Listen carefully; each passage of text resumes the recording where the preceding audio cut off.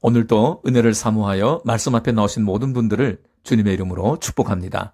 오늘은 열왕기하 2장 1절에서 15절까지로 나에게 던져진 망토라는 제목으로 말씀 증가하겠습니다. 예수님과 비교될 만한 인물을 구약에서 찾는다면 아마 모세와 엘리야일 것입니다.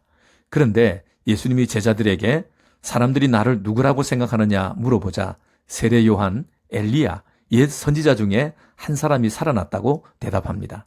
그것을 보면 엘리야가 예수님과 가장 비슷하다고 볼 수 있을 것입니다. 엘리야는 죽음을 보지 않고 승천한 특별한 사람입니다. 선지자 중에서 엘리야만큼 위대한 능력을 보여준 사람은 없습니다. 위대한 사람은 후계자를 누구로 세우느냐에 따라 그가 살아있을 때 한 일들이 빛을 내기도 하고 잊혀지기도 합니다.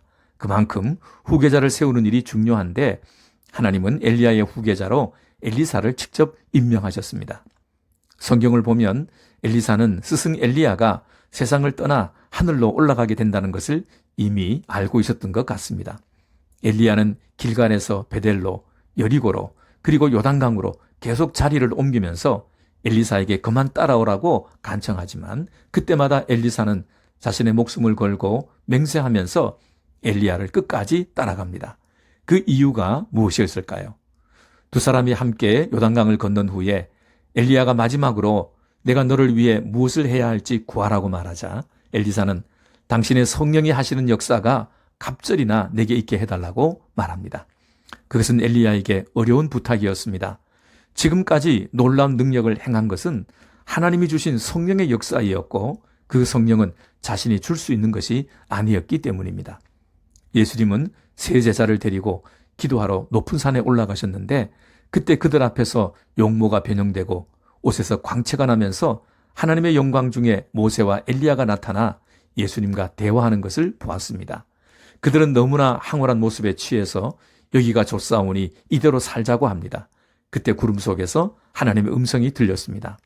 이는 내 사랑하는 아들이니 너희는 그의 말을 들으라. 예수님은 변화산에서 자신이 누구이며 또 무슨 일을 해야 하는지를 최종적으로 확신하게 됩니다. 그것은 오래전 예언자들이 전한 말씀대로 온 세상의 죄를 대신 지고 십자가에서 죽는 일이었습니다. 그것이 아버지의 기쁘신 뜻이며 하나님의 영광을 위한 일임을 확신한 후 망설임 없이 예루살렘으로 올라가십니다. 예수님은 자기를 따르는 제자의 조건으로 세 가지를 제시했습니다. 그것은 예수님 자신이 하나님의 부르심을 받은 제자로서 먼저 실천하신 것들입니다. 첫째는 자기를 부인하는 것, 둘째는 십자가를 지고 따르는 것, 마지막으로 포기하지 않고 끝까지 십자가에서 죽는 것이었습니다. 그때 제자들의 관심은 십자가가 아니라 세상의 영광과 자기 욕심에 있었습니다. 엘리사는 그런 점에서 진정한 제자였습니다. 그는 엘리야의 부름을 받았을 때 밭을 갈던 12겨리소 중 자기가 끌던 한 겨리소를 잡고 쟁기를 불살라 고기를 삶고 백성들에게 나누어 준 뒤 엘리야를 따랐습니다. 생계의 수단이었던 소와 쟁기를 포기하자 다른 것의 포기는 쉬워졌습니다. 언제나 선택은 쉽지만 그 선택을 위해 포기하는 것은 결코 쉽지 않습니다. 엘리사는 자기 영광이 아니라 하나님의 영광을 위해 갑절의 성령을 원했고 목숨을 걸고 끝까지 엘리야를 따라갔습니다. 그리고 성령을 받은 후에는 여기가 좋사오니라고 머물지 않고 다시 요단강을 건너 죄와 상한 영혼들이 있는 섬김의 자리로 돌아갔습니다. 그런데 엘리사는 왜 갑절의 성령을 달라고 했을까요? 스승이 활동하던 시대보다 자기 시대가 더 험악하고 위험했기 때문입니다. 그리고 그렇게 위대한 선지자도 약해져서 넘어지는 모습을 보면서 그보다 더 약한 존재인 자신에게는 갑절의 성령이 필요하다고 생각했습니다. 엘리야는 해오리 바람을 타고 승천할 때 자기의 겉옷을 엘리사에게 던졌습니다. 겉옷은 선지자들이 입었던 망토를 가리킵니다. 엘리야는 더 이상 망토가 필요하지 않았습니다. 세상에 있는 누군가가 그 망토를 받아서 계속 일해야만 했습니다. 엘리사는 스승의 망토를 말아서 스승이 한 것처럼 요단강 물을 치면서 건너갔습니다. 스승의 능력이 엘리사에게 임한 것입니다. 엘리사는 일생 동안 스승 엘리야보다 더 크고 많은 기적과 능력을 행하는 사람이 되었습니다. 예수님도 엘리야처럼 그냥 가시지 않고 세상을 떠나시기 전 제자들에게 성령을 보내주실 것을 약속하셨습니다.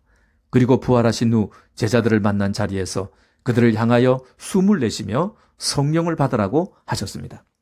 성령은 헬라어로 푸뉴마, 숨, 호흡, 바람이라는 뜻인데 하나님이 사람을 흙으로 만드시고 코에 불어넣었던 그 생기를 말합니다. 사람이 하나님과 교통하려면 반드시 성령이 들어와야만 합니다. 성령은 하나님의 영이며 창조의 영이십니다. 또한 성령은 예수님의 영으로 항상 말씀하신 대로 역사하십니다. 성령은 보이지 않지만 보이는 말씀을 통해 창조의 능력으로 나타나십니다. 예수님은 제자들에게 성령이 임하면 내가 한 일을 너희도 행할 것이며 나보다 더 큰 일도 행할 것이라고 하셨습니다. 지금 우리는 갑절의 성령의 역사가 필요한 시대에 살고 있습니다. 죄는 더 교묘해졌고 유혹은 더 은밀하고 강하게 역사하고 있는데 우리는 신앙의 선배들에 비하면 너무나 어리고 약합니다.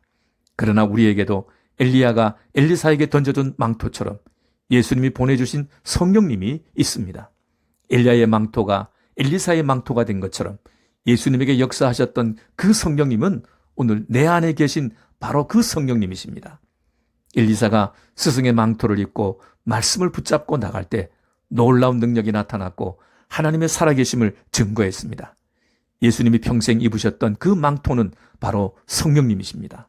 그 망토를 제자인 우리에게 건네주고 가셨습니다. 문제는 주님이 입으셨던 이 망토를 입을 것인가 말 것인가에 달려 있습니다. 이 험하고 악한 세상에서 우리의 소망은 오직 주님의 망토에 달려 있습니다.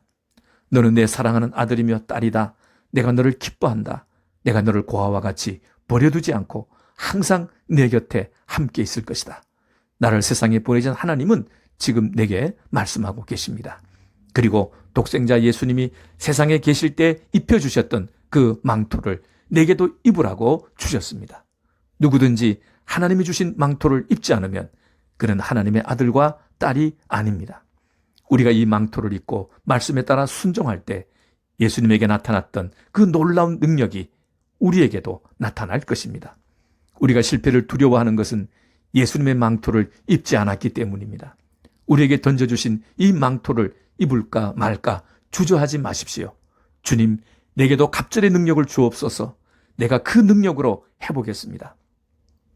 성령의 바람을 타고 독수리 날개치며 올라감 같이 하나님의 영광 그 깊고 높은 곳까지 날아보시는 여러분 되시기를 주님의 이름으로 축복합니다.